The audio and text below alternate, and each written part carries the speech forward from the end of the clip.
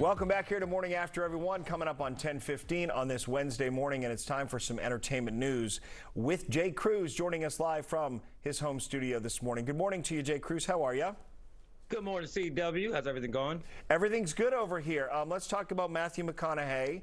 We had said going to break. This is an interesting public stand for him to take, especially considering that he may be testing the waters for a run for governor. What's he saying about vaccinations and children?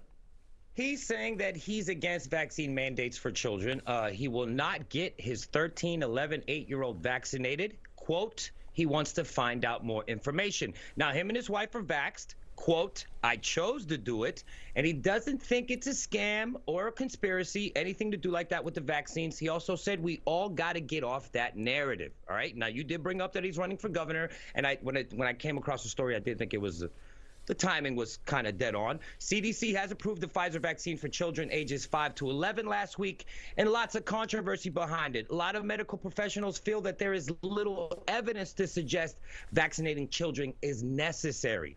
Self-immunity is better, some say. So, you know, you got the back and forth. Yeah, 10,000 cases of children, mostly boys, suffering from this inflammation of the heart after being vaccinated. So that's a main concern for a lot of people. 680 children have died from COVID, all under the age of 18. Now, most of those children had underlying issues. So, you know what I'm saying, Ron? It's a back and forth here. I mean, he's entitled to take a stand, and this is his stance. He's saying he will not get his children vaccinated. Well, and it's a reflection of a lot of parents out there. He admits that he's vaccinated. His wife is vaccinated. You mentioned that he said this narrative that there are conspiracy theories. We need to get off that. Because that's not the case. So therein lies the balance. He's also vaccine hesitant for his children until he knows more information. He also acknowledges that he has alternatives to vaccinating his children, that he's able, because of the means that he has, to quarantine his children, to isolate, to get them tutors, to test those tutors before they teach them. So he's in a very different situation than a lot of parents whose vaccine hesitancy might give way to the reality that their kids would be in more danger if they went to school. But again, that he's speaking out on such a hot-button social topic says to me this may be part of his exploration of a run for governor as a Republican, challenging Abbott. He's ready for the smoke. Yeah, he's ready for the smoke. He's ready for this. He's ready for the smoke. Hashtag. Now, the U.S. is one of the first places to approve the vaccine for children. I think Israel's going to follow suit. Chile is already doing it. China. So UK still 12 and older for them, though. So.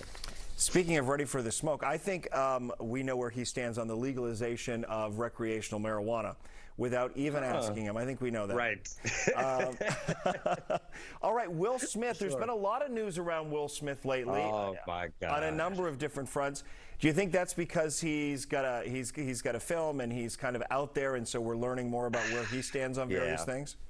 Yeah, so Will Smith's new tell-all memoir is out, and he's got a lot to talk about. Now, you know, his wife, Jada Pinkett, has the Red Table Talk, and she has, in the last years, been putting out a lot of business of their life. So Will Smith and Jada have been front and center in our worlds a lot lately. So he talks a lot about his rage and jealousy that he had towards Tupac Shakur and the way that she looked at Tupac as more of a man, more manly than him. And, you know, the Tupac thing has been around for a long time. He says in 1997, when they got married, he felt vindication because she was not allowed to talk to Tupac, even though he was in the room with them. So this goes back. It's deep. Says he also felt empty, and he tried to fill the hole with success and marital wealth. Almost broke up with Jada at her 40th birthday because he threw her a birthday party, but she, quote, was disgusted by the display of ego because apparently it was more about him than her. Like, the design was to please him and not her, and they almost broke up. In 2010, his family carried out a mutiny because he was obsessed with success, so he went on a journey to become a better father. The memoir, I'm interested just from a little bit of details. I want to read it. It's out now. It looks very interesting. Lord, hearing about their marriage as of late just wears me out. Like, I like need a nap. People are just like, man, Jada just does him really dirty, especially with the Red Table Talk when she just goes in about certain things. But, you know, there's a lot of rumors and stuff, but I don't know. Yeah, there was a headline last week that they have a difficult time keeping things, you know, kind of alive and well in the bed, in the boudoir. I was like, all right, enough already with you two. Yeah, it sounds like sure, they've contemplated breaking up about every other Tuesday since 1990, whatever. All right. So here is a guy who really, as far as I can tell, doesn't really have a huge ego, would not be in pursuit of this sort of recognition. Paul Rudd, sexiest man alive. To me, funniest dude ever, right? Paul Rudd. I love him in Marvel as Ant-Man. He's the man. He's just a funny guy. Now he's saying that his friends are really going to give him a lot of grief over this, but he's okay with that, and that's why they're his friends. He also said he's really going to run with this. He's thinking of becoming more mysterious and really embarking on this sexy man journey, and he's not going to be modest about it. Quote, "I'm getting business cards made." That's the great thing about him. He's self-effacing, which I think some would argue that's a sexy quality, to be self-effacing, for sure, to not have an ego, and he can be funny, he can be serious. I mean, really in all of that.